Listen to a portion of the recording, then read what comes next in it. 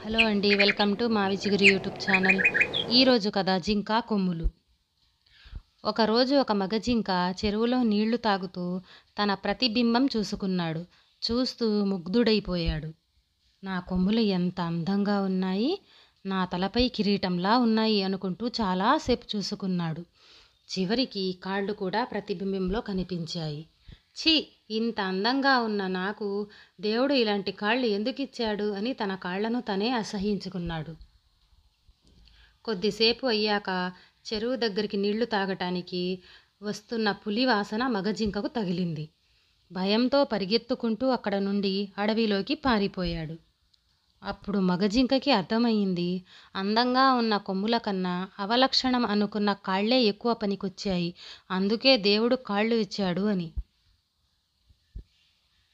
నీతి మనం కూడా అందం కన్నా గుణం మెచ్చుకోవటం నేర్చుకోవాలి. ఈ కథ నచ్చితే సబ్స్క్రైబ్ చేయండి, షేర్, లైక్ చేయండి.